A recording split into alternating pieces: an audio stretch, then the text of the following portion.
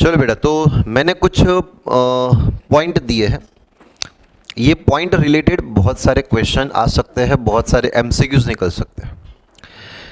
मैंने first question ऐसा दिया है, at what time the oscillator will reach at its half way from its extreme position.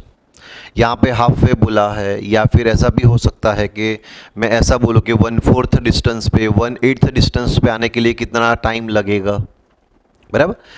तो अभी हम ये हाफ वे कंप्लीट करते हैं, इसका पहले मतलब समझते हैं हम। जब ऑसिलेटर को आप फ्री करते हो, मैंने इनिशियल फेज 0 दे दिया है, मतलब हम ऑसिलेटर को यहां से ऑसिलेशन करवाएंगे, स्ट्रेच करके फ्री करेंगे।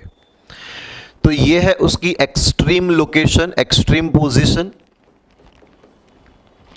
यहां पे हमें फाइंड करना है कि इसको हाफ वे मतलब यहां पे आने में कितना टाइम लगेगा, ये टाइम हमें फाइंड करना है, बराबर। अच्छा, जब ये हाफ वे आएगा तो यहां पे उसकी पोजीशन क्या हो जाएगी, a/2। तो x की फॉर्मूला है ना आपके पास, x is equal to a cos omega t plus five. x के बदले हम यूज कर देते हैं a/2 is equal to a cos omega t plus five, बराबर ना। ये x क्या था बेटा, t टाइम की पोजीशन। मुझे क्या फाइंड करना था, कितने टाइम के बाद वो हाफ वे आएगा, मतलब a/2 पे आएगा। तो मैंने x a/2 ले लिया एंड उस टाइम पे हमें ये t फाइंड करना है। a कट कर दो, फाइव तो आपको 0 ही लेना था, तो 1/2 is equal to cos omega t. अब बताओ कॉस की वैल्यू 1/2 कब आती है, जब एंगल 60 डिग्री का होता है। 60 बोले तो π/3। अच्छा, ओमेगा के बदले क्या पुट करेंगे हम, 2π/t।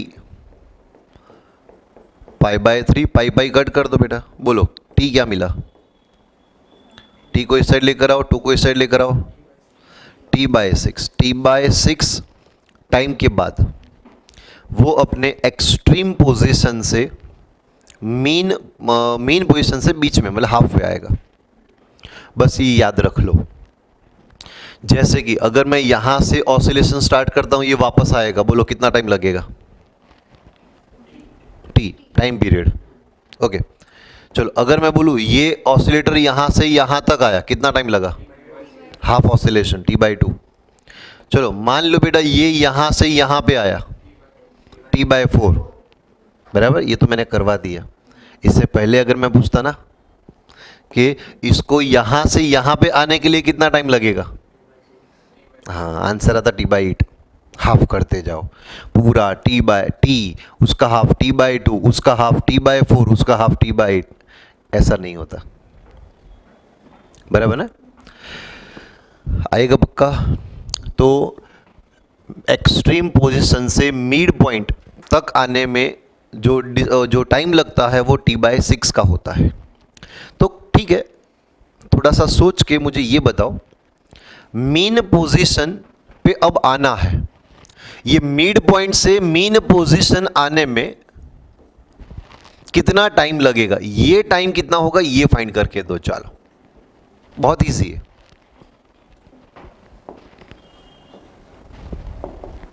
बहुत इजी है। क्या करेंगे,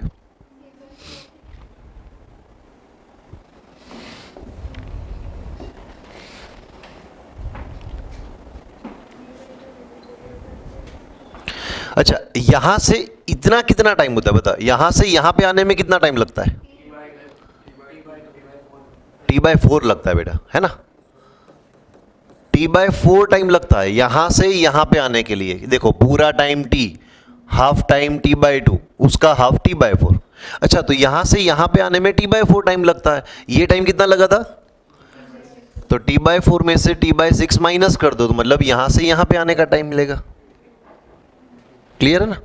ओके, तो 24 एलसीएम ले लो, 2t, तो ये आएगा बेटा t/12। ये भी याद रख लो, याद रखने जैसा ही है ये, बराबर आएगा पक्का।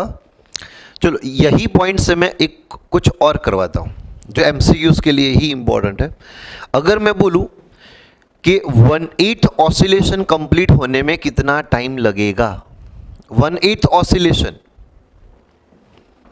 1/8 ऑसिलेशन, ऑसिलेशन यहीं से स्टार्ट करना है, ये पूरा ऑसिलेशन, यहां से यहां हाफ ऑसिलेशन, यहां से यहां 1/4 ऑसिलेशन, यहां से यहां 1/8 ऑसिलेशन, हाफ हाफ करता गया। 1/8 ऑसिलेशन के लिए जो टाइम लगेगा वो है T/6 हॉरिजॉन्टल में, हाँ वर्टिकल में अलग आंसर आता है, बराबर। चलो अगर मैं बोलूं 3/8 ऑसिलेशन के लिए कितना टाइम लगेगा, थोड़ा सा सोच के, 3/8 ऑसिलेशन के लिए कितना टाइम लगेगा, 1/8 ऑसिलेशन का टाइम T/6। अच्छा 2/8 बोले तो 1/4, बोलो ये ऑसिलेशन के लिए कितना टाइम,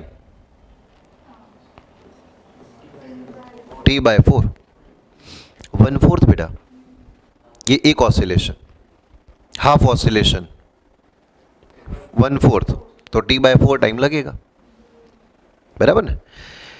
चलो अब बताओ 3/8 ऑसिलेशन कंप्लीट करने में कितना टाइम लगेगा,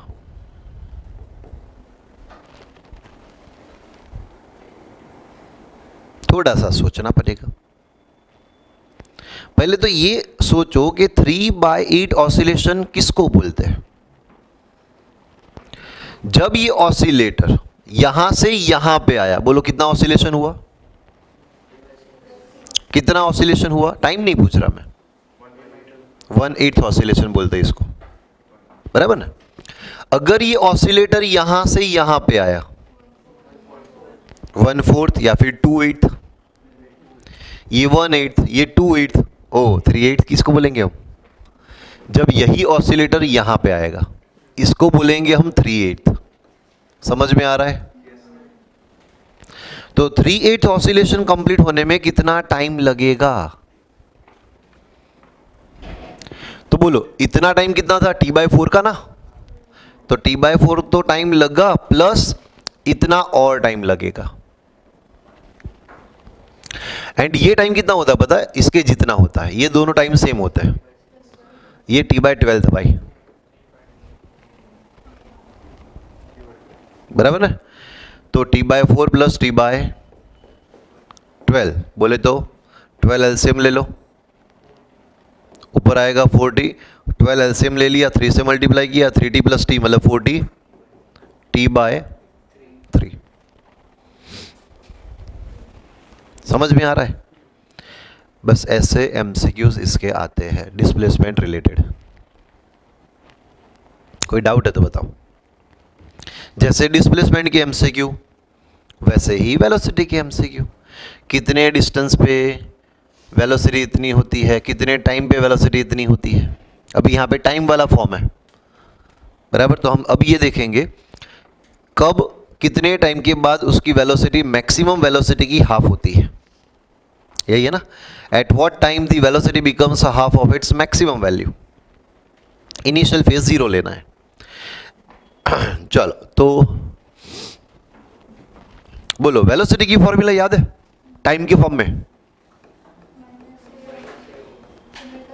v of t is equal to minus A omega sine omega T plus five. अब इनिशियल फेज तो मैंने 0 लेने के लिए बोला है, बराबर ना। चलो मैक्सिमम वेलोसिटी कितनी होती है, ए ओमेगा, बराबर। ये मैक्सिमम वेलोसिटी बेटा, तो उसकी हाफ वैल्यू होने में कितना टाइम लगेगा, तो मैं यहां पे लिख रहा हूं ए ओमेगा बाय 2। अच्छा स्टार्टिंग में वेलोसिटी कितनी थी, 0, हमने फ्री किया ना। उसकी वेलोसिटी फिर धीरे धीरे इंक्रीज होगी इंक्रीज होगी इंक्रीज होगी, तो मैक्सिमम तो मेन पोजीशन पे होगी, लेकिन उससे पहले वेलोसिटी इंक्रीज होते होते होते होते मैक्सिमम वैल्यू से हाफ यहां पे होगी ना, बीच में कहीं भी, बराबर। लेकिन वो आ रहा है तो इस डायरेक्शन में। चलो समझो, ये अपना ऑसिलेटर है, यहां पे आप वेलोसिटी 0 लेते हो, ये इस डायरेक्शन में आ रहा है, पहले वेलोसिटी बढ़ेगी बढ़ेगी बढ़ेगी। मान लो यहां पे मैक्सिमम वेलोसिटी है 10, तो वेलोसिटी बढ़ते बढ़ते बढ़ते बढ़ते कहीं पे तो 5 जितनी होगी, है ना। तो मान लो कि बेटा ये वाले पॉइंट पे वेलोसिटी इंक्रीज होते होते होते कुछ मैक्सिमम वेलोसिटी से हाफ हो गई। अब ये भी है तो नेगेटिव एक्स डायरेक्शन में ना, ये है तो नेगेटिव एक्स डायरेक्शन में ना, तो हम माइनस ही पुट करेंगे। एंड यहां पे मैक्सिमम वेलोसिटी होती है माइनस वी मैक्स, तो ये आएगा माइनस ए ओमेगा साइन ओमेगा टी। ये समझ में आया? Minus minus plus, a omega omega cut कर दो, बोलो sine omega t is equal to 1/2। Sine की वैल्यू 1/2 कब मिलती है? समझ नहीं आया? ठीक है, चलो फिर से एक्सप्लेन करते हैं हम। देखो क्वेश्चन पहले ये समझो कि इनिशियल फेज 0 है एंड इसकी वेलोसिटी कितने टाइम के बाद मैक्सिमम वैल्यू की हाफ वैल्यू रखती है ये, बराबर। कितने टाइम के बाद वेलोसिटी मैक्सिमम वेलोसिटी की हाफ वैल्यू होगी, बराबर। तो मैंने यहां पे ये अपना हॉरिजॉन्टल डायरेक्शन का ऑसिलेशन ले लिया। यहां पे वेलोसिटी होती है 0, मैक्सिमम वेलोसिटी होती है अपनी मीन पोजीशन पे इस डायरेक्शन में वी मैक्स, एंड वो होती है बेटा माइनस ए ओमेगा, लेफ्ट साइड है ना इसीलिए माइनस।